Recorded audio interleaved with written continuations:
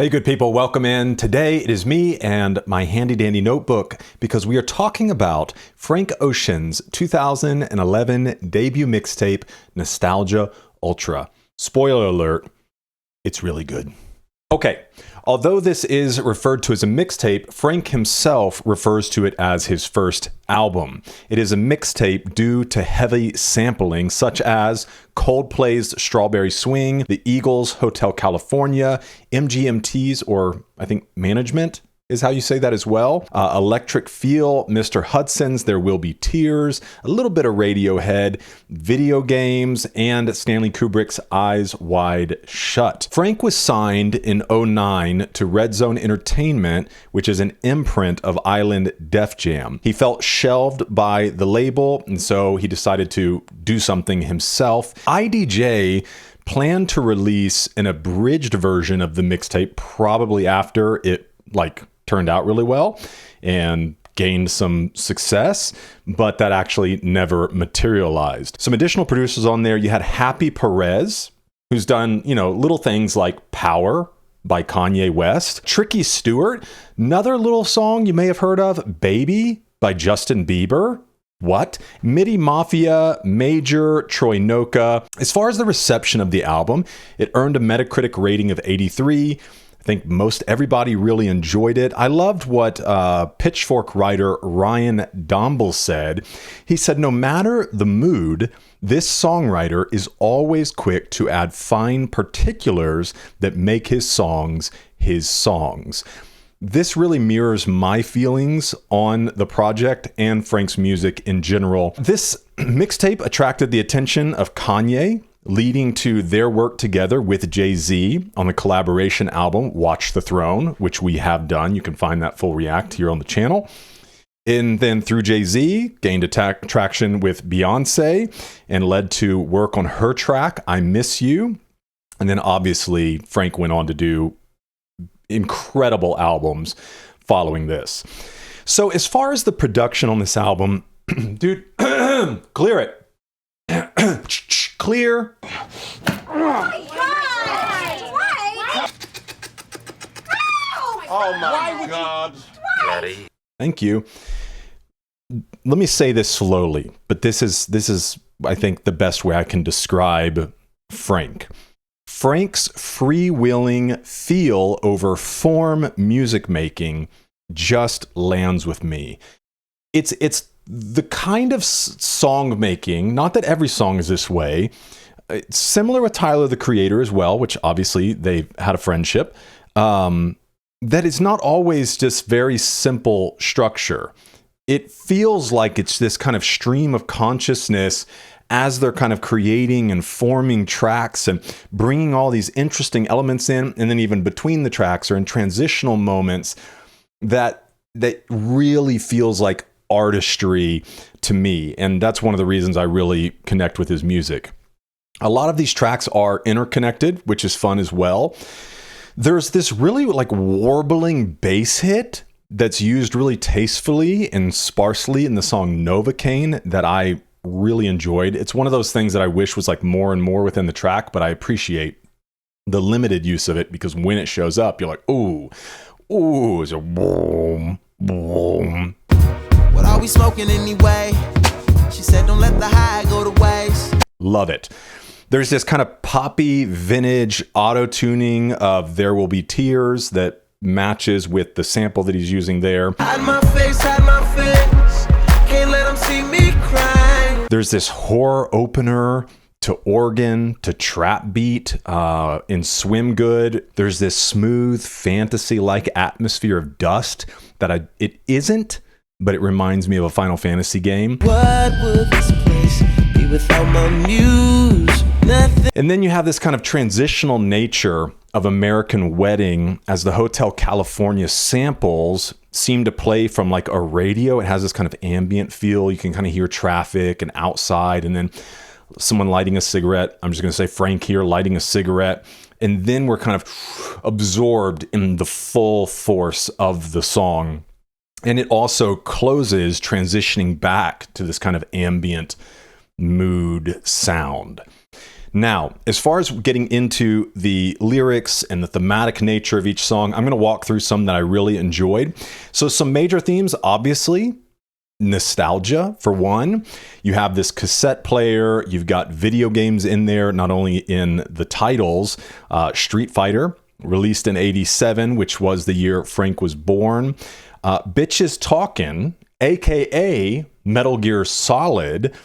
I'm not sure the connection. I tried to find some connection between Metal Gear Solid, the Radiohead sample that's used in it, the other title of Bitches Talkin', and I wasn't able to really like match it all together. So if you know something I don't, let me know. I love Metal Gear Solid though. Playing the first game on PlayStation 1 when I was a kid, I did not make it very far because I had no clue what to do.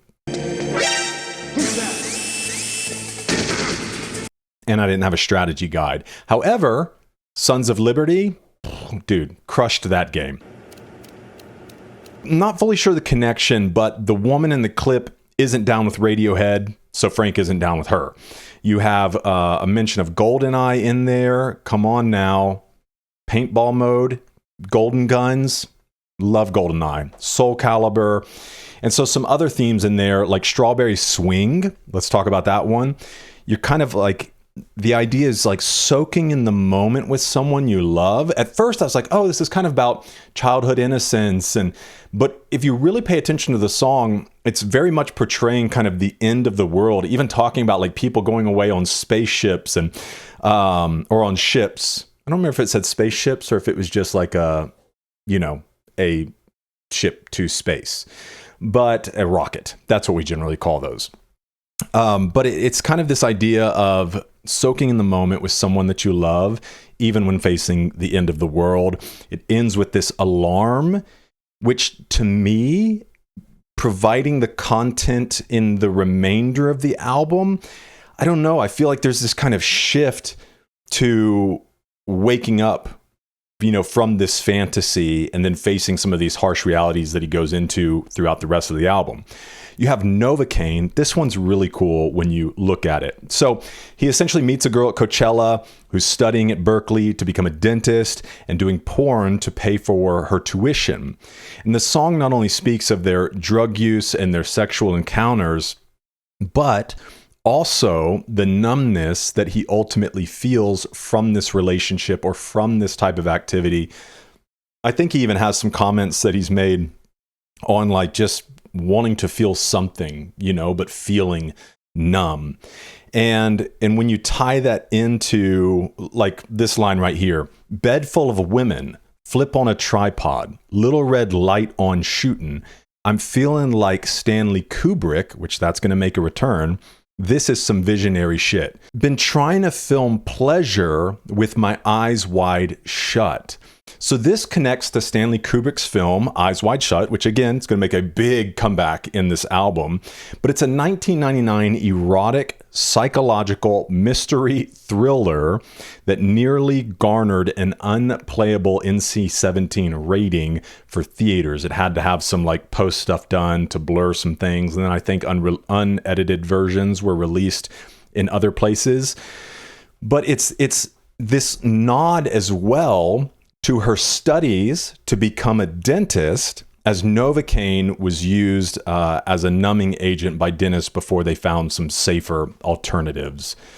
The song We All Try, everyone believes in something, is kind of the nature of this, or maybe the appeal that everybody should believe in something. But I think even if you say you don't believe in something, therefore you still believe in not believing. So ultimately, everyone believes in something, and that ultimately we're all trying to live, while revealing some of his own personal beliefs within that track. Here's a quote from it. I don't believe our lives are simple, and I don't believe they're short. This is interlude. And I love that line because I feel like he's communicating is that he's speaking to the idea of life on earth being brief, being temporary. So even saying, I don't believe that our lives are short, I don't think he's fully talking about our lives here in the physical. He says this is interlude, meaning this life, this time is just an interlude for us, and that there's much more after we shuffle off this mortal plane. The song Love Crimes. This is where we revisit Kubrick's Eyes Wide Shut with continual audio cuts from the film playing through the track. It's erotic, it's evocative. I think there's also some really interesting connections within this track to the TV series Murder, She Wrote, about a woman. I never watched it. I think I remember my grandmother watching it back on the TVs that, like, did you guys ever, are you old enough to remember the TVs? We never owned one like this, but my grandmother had one that literally, when you changed the channel, was like click, click, click, click, click, and there were only a couple of channels that were on there. Those were the days. Eating good and plenty, getting my back scratched from my grandmother while we watched Jeopardy and Wheel of Fortune. But connecting to the TV series Murder, She Wrote, which is about a woman who's an amateur detective, but also authors murder mysteries. You have lines like this. You write me love letters with your father's pen. If he knew the freaky, freaky things that you write with it, oh man. And then kind of the heart of the song, he continues to say things like, if we ever get caught, it'd be a long vacation for two. And so she is writing this story that ultimately could lead to their end because of their relationship if it were found out and things like that. The song Mr. Hudson, probably my favorite. No, it's called There Will Be Tears. I wrote Mr. Hudson here. It's because it's a sample from Mr. Hudson's There Will Be Tears. But There Will Be Tears, one of my favorite songs on the album. And Frank matches the heavy but tastefully used auto-tune really well. He speaks of growing up fatherless and losing the only person he considered a father, his grandfather. And then you've got American Wedding, another favorite, but a large part of that, I think, is because of the heavy lifting that's done from Hotel California by the Eagles. And it's a really intricate song, and to state it very simply and, not get into a whole bunch of themes within the song, I think it's kind of trying to bring into question, or at least make us consider, the corporatization of marriage in America, and maybe even how many people treat marriage very lightly, or it's treated as something very hollow. So this line, she said, I've had a hell of a summer, so baby, don't take this hard, but maybe we should get an annulment before this goes way too far. And I love, because he has a little voice line that comes in there. He goes, oh, like he's singing, and then he says, oh. And it goes on, it's just an American wedding. They don't mean too much. They don't last enough. And so, like I said, that's a simplification of it, but the Hotel California in there is just... So lastly, nature feels essentially about having sex the way that nature intended, outside in nature, with references to Adam and Eve. You have a line like, we keep going, baby. We keep getting it, baby. We'll get pebbles, maybe a couple of bam bams. I think what is being referenced here is obviously Flintstones, where you have the two children, Pebbles the girl, Bam Bam the boy.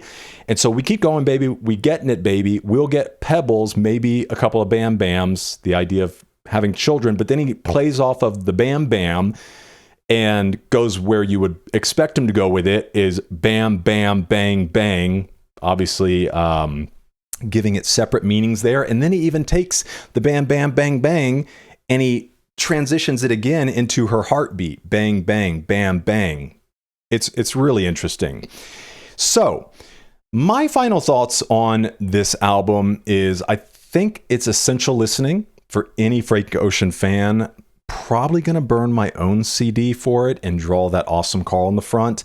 I remember when Fast and the Furious came out and streetcar culture was so huge, like everybody, or at least me as a probably preteen at that time, really wanted a car that sat low with a body kit and undercarriage lights.